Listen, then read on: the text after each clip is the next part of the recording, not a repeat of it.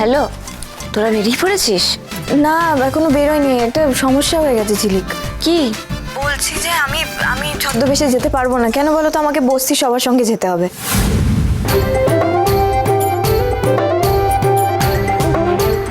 ঠিক আছে, কোনো চিন্তা নেই, আমি ছদ্মবেশে যাব, কিন্তু তুই দুদিক ম্যানেজ করিস। দুদিক মানে? দুদিক মানে তুই বস্তির ঝিলিক আর ছাতাবাড়ির আখিও। ওরে বাবা, ঝিলিক আমি পারবো না, আমি এত কিছু পারবো না, আমি ধরা পড়ে যাব। না না না, তোকে না বলছি, তোকে পারতেই হবে, কিছু করার নেই। আচ্ছা চিন্তা করছিস কেন? আমি আছি তো, সব হয়ে যাবে। কিন্তু দেবাকে ছদ্মবেশে জানিস, কিন্তু দেবাকে যদি গৌরব তোর সাথে দেখে তাহলে কিন্তু আবার উল্টাপাল্টা ভাববে। শোন না, আমি আসছি, তোকে একটা জিনিস দেওয়ার আছে। আমি ফোন করলে তুই একটু বাইরে বেরিয়ে আসিস, ঠিক আছে? ঠিক আছে।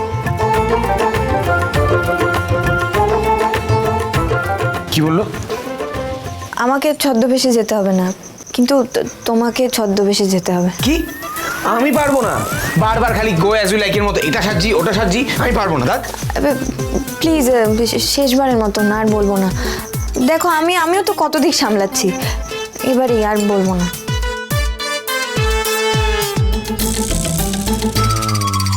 ঠিক আছে।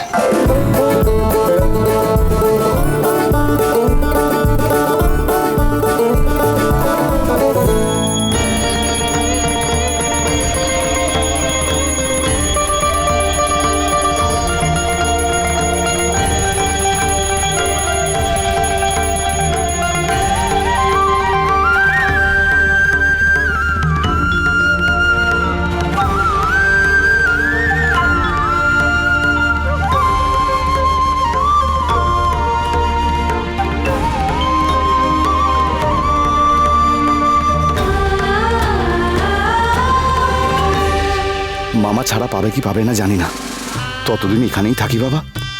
একটু আধটু ছাতা তৈরির কাজটা শিখে নেব, সেরকম হলে এখানেই কাজে লেগে যাব। আর যাই হোক, এরা আমাকে মারধর করবে না।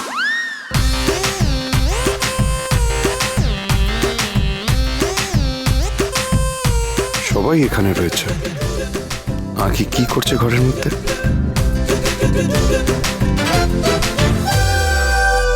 এনে আঁকি, এই শাড়িটা পরে তুই পিঠে পুলি অনুষ্ঠানে যাবি। এই শাড়িটা আমি তোর জন্য কিনে রেখেছিলাম, খুব সুন্দর।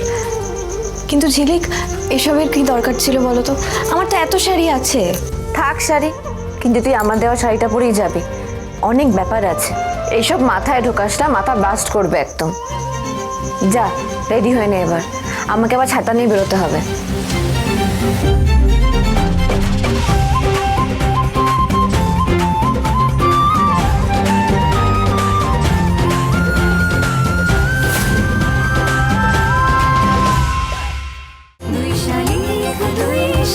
দুই শালিক, সোম থেকে রবি প্রতিদিন বিকেল 5:30টায় স্টার জলসায় ও ডিজনি প্লাস হটস্টারে।